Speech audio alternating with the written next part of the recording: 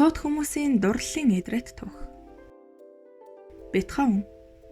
Бүх цаг үеийн хамгийн сууд хөгжмийн зохиолчдын нэг Людвиг ван Бетховен хайр дурлал хувийн амьдралдаа азгуучуудын нэг байжээ. Тэрээр бүхэл амьдралынхаа турш зөвхөн минийх гэж хэлэх нэг бүсгүйг ирж хайж байсан боловч олоогүй гэдэг. Түүний анхны хайртай бүсгүйг Жюльетта Гвичарди гэдэг байжээ. Бетховен түүнийг захиандаа мөнхийн дурлал минь, сахиусан тэнгэр минь, амьдралын минь утга учир, надад заяасан бүхний дээд минь гэгчлэн шүтдэг байсан боловч бүсгүй хөгжмийн суудантай хамт хэцүү бэрхийг туулахыг хүссэнгүй. Амар амгалан тайван амьдралыг сонгожээ. Үүний дараа тэрээр нэгэн үе яруу найрагч Гётегийн ухаангүй дурлаж явсан Беттинад дурлжээ. Зөгнөлт зохиолч Арнимын бэлэвсэн эхнэр Беттина тун хачирхалтай нэгэн байжээ. Түүх эрдэмтэн Люсийн үзнээр Беттина бүсгүй хүн гэхээсээ чөтгөр шулам гэж л ийм байдаг болов гэмээр нэгэн байжээ.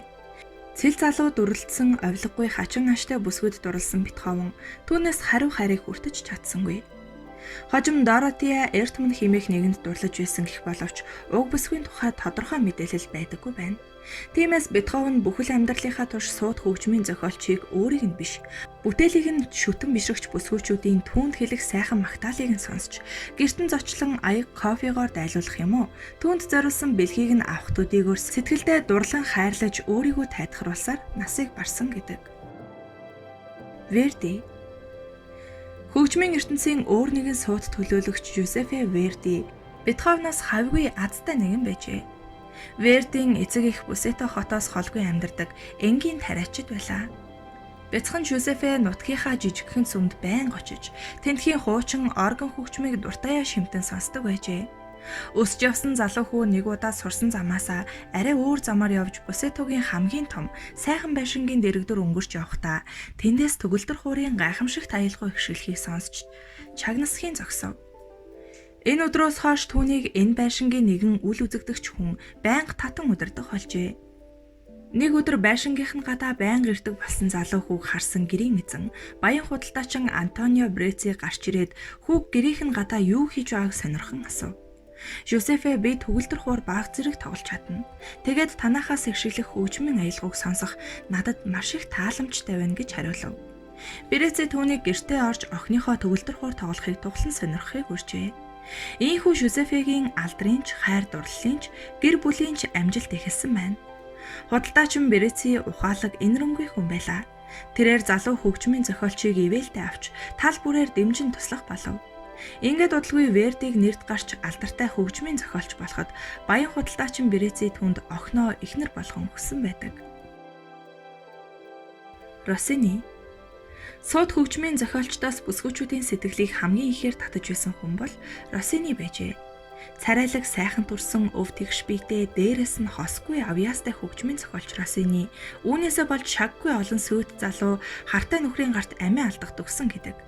Түүнийг эд алдаршиж явах үед нэгэн удаа залуухан царайлаг үл таних хүнд өгөж ирж бушуухан нэг зурус атгуулад алга болов. Россини дурлсан нэгэн үл таних бүсгүй хайрын зурус ирүүлж уулзахыг хүссэн байлаа. Тэрээр хотын захад болцсон газартаа товлсон цагтаа очиж тохирсон ёсоор өөрийн зохиосон дуурийн нэгэн хэсгээс дуулахад байшингийн хаалга онгойж гайхалтай үзэсгэлэн төгөлдөр залуу бүсгүй гарч ирэв. Тэд ээлдэг зөөлнөр ярилцсан хайрын балыг амтлаад салахдаа өнөөх бүсгүй маргааш нөгөө үл таних залуу дараагийн уулзах газар цагийг товлсон зурус аваач өгнө гэж хэлв. Гэвч сэргэлэн Россини энэ үзэсгэлэнт бүсгүй үл таних залуу хоёр нэг хүн гэдгийг тааварлсан тул маргааш нь үл таних залуу гэрээд явангууд араас нь дагсаар тэрхүү сайхан бүсгүйн Сицилийн тэргүүн баячуудын нэгний эхнэр болохыг олж мэджээ. Харин 3 дахь удаага болзондоо эрэхтэн буун дуу тас хийж сум чихнийх нь хажуугаар шонгонон өнгөрөв. Сандарсан Россиниг юу болоод байгааг ухаарч амжихаас өмнө нүрээ халгалсан хоёр хүдэр ир илт далайн түүн рүү дарахад Россини ч ичгүүртэйгээр зүгтэн оджээ. Иймэрхүү явдал түүнд чамгүй олон тохиолдож байсан гэдэг. Түүнд олон нууц амраг байж олон бүсгүйч дурлаж байв. Россини ч өөртөө итгэлтэй бардам нэгэн байжээ.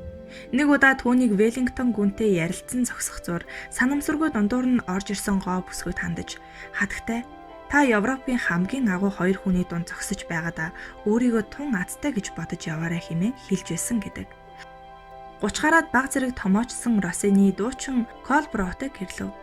Тэр эхнэрийгээ сайн дуучин гэж боддог байсан бөгөөд 3 жилийн дараа Англи оронд ирээд дуучин эхнэрийг нь таалан хүлээж авсангүй гэж Английн үзэгчдэд уураа гаргаж байсан удаатай.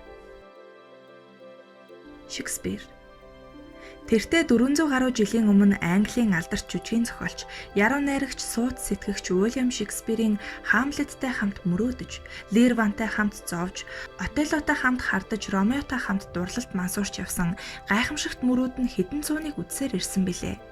Гэвч яг өөрийнх нь амьдрал, уран бүтээл, хайр дурлалын түүх бүдэг бүрхэгд зүүд зэрэглээ мэт байсан нь хачирхалтай.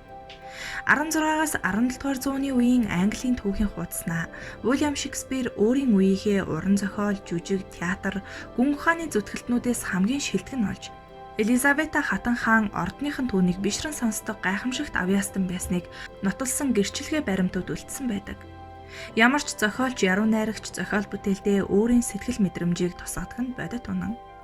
1564 онд Стратфорд Эйвон хотод төрсэн тэрээр залуудаа гэрлэж 1586 онд Лондон хотод ирж жүжигчин зохиолч болоод Элбэг баян амьдарч байсан ч харамсалтайнд ганцаардлын дунд 1616 оны 4-р сарын 23-нд төрсэн өдрөөрөө насан өөд болсон байдаг. Шекспир 18 настайдаа өөрөөсөө даруй 8 эгч Анна Хэдвейтэй гэрлэжээ. Энэ гэрлэлт Аннагийн эцэг эхийн шахалт шаардлагаар болсон гэж үздэг. Учир нь тэдний ууган охин Сюзанна гэрлснээс нь хойш ердөө 5 сарын дараа төрснөөс үзвэл Аннагийн эцэг эх 18 настай залуу хархүү жирэмсэн охиныг нь хаян удахаас болгоомжилсан хэрэг байв. Эгэл тариачин гаралтай Анна тийм ч өв тэгш бүсгүй байсангүй. Уильям ч тэр бүр үнэнч байсангүй. Анна нөхрөө байн хардаж бөөн хэрүүл болдог байжээ. Энэ үеийнхээ амьдралын тухай Шекспир эндүрлийн паян жүжигтээ дүрслэн үлдээсэн байдаг. Тиймээс ч гэрэлснээсээ хойш удалгүй Лондон явж эхнэр нь нутагтаа үлджээ. Сусанагаас хойш хэд хэдэн хүүхэд төрүүлсэн ч зарим нь балчир насандаа ертөнцийн мөх усыг үзүүлсэн байна. Шекспир хижээл насандаа төрлөх хоттоо иргэн ирээд гэр бүлийнхнээсээ хамгийн сүүлд нас орсон гэж түүхэнд үлдсэн байдаг нь түүний 4 хүүхэд эцгээсээ өмнө нас орсон гэрчлэгээр нь нотлогддог. Азгүй гэрлэлт ааштай эхнэрээсээ болоод бүсгүйчүүдийн тухай тун таагүй сэтгэгдэлтэй болсон ч Шекспир эхнэрээсээ албан ёсоор салаагүй, мөн дахин гэрлээгүй байна. Тэрээр Лондонд ирснээсээ хойш бүсгүйчүүдийн ариун сэтгэл гоо сайхны тухай тэгтлээ их магтан дуулсангүй. Харин амьдралын зовлон, эмгэнэл, тухайн үеийн түүхэн сэдвийг илүүтэй сонирхож байжээ. Харин хатан хааны ордонд ирснээсээ 2 жилийн дараа Мэри Фитон хэмээх бүсгүйтэй танилцсан, түүний уран бүтээлд ихээхэн нөлөө үзүүлсэн байна. Мэри Фитон нь тэмч үзэсгэлэн төгөлдөр нэгэн байсангүй. Ордны хатагтайд баймгүй их бор царайтай, урт хар үстэй, том хар нүдтэй бөгөөд харин эрчүүдийн толгойг эргүүлэхдээ гаргуу нэгэн байжээ. Тэрээр 17 настайдаа ордонд ирж Елизавета хатны бараа болгоч болсон бөгөөд өөртөө дурласан эрчүүдийг ашиглаж зүрх сэтгэлийг нь шархлуулж орхитгороо алдартай нэгэн байжээ. Мэри Фитон эрх дарах албан тушаалтны хувьд Шекспирээс хавьгүй дээгүүр байсан тул их зантай ордны хатагтайг өөрийн болгох нь залуу зохиолчид сонирхолтой байжээ. Тэгээд ч гэр бүлийн азгүй гунигт амьдралын тухай дурсамжийг нь олон нууц амрагтай эрчүүдийг аймс мэд сольдог Мэри Фитон шин сонин хөг аялгаугаар дүүрэгдэг байв. Тиймээс Шекспир бүтээлүүддээ Мэри Фитоныг борхон царайт үзэсгэлэнт бүсгүй хэмээн нэрлэж зүрх сэтгэлийн эзэгтэй эрхэмсэгдээд хатагтай хэмээн бичдэг байв. Мэри Фитон Шекспирийн хайр дурлалыг эд татаж байх үедээ Лорд Кемброктой дотн харьцаатай байжээ. Өөрөөс нь хүүхэдтэй болсноо Кемброкт хэлэхэд өөрийгөө хүнддэгдэг язгууртан гаралтай Лорд түүнтэй гэрэлгүйгээ хатуу илэрхийлсэн байна. Ямар ч зүйлд барагтай барьцаалтдаггүй авхаалчтай сэргэлэн Мэри үүнд нь сэтгэлээр унаж эцэст нь амьгүй хүүхэд төрүүлсэн гэдэг. Гэвч энэ бүхэн Шекспирийн Мэрийг сонирхох сэтгэлийг нь буруулсангүй. Тэрээр сэргэлэн цаваа Розалиндагийн дүрээ Мэри Фитонийг бодож бичжээ. Түүний уран бүтээлийн хожуу үед бичигдсэн хошин жүжгүүд нь чухамдаа Мэри бүсгүйн дурлал, амьдралын адал явдлаас тодхон харуулдаг. Хэдийгээр өндөр нэр алдар их хатан хааны ордны хүндтгэлийн дунд Шекспир олон арван бүсгүйтэй хайр сэтгэлийн холбоотой болж байсан ч зохиол бүтээлээ тойроход нь дундаршгүй эрч хүчийг нэмж байсан цорын ганц эмэгтэй бол аалгүй ихэмсэг авхаалчтай тэр үеийн Английн хааны ордны хамгийн сэтгнэр хүүхэн гэгдэж байсан Мэри Фитон байлаа. Түүний 141, 139, 137, 128 гээд 10 гаруй санаатыг анхааралтай уншвал Мэригийн цангинсан инээд, ичгүүргүй айлгүй зан, хурц сэргэлэн ухаан, тийм ч үзэсгэлэн төгөлдөр биш бор царай өөрийн нэрэхгүй сэтгэлд дүрслэгддэг байна.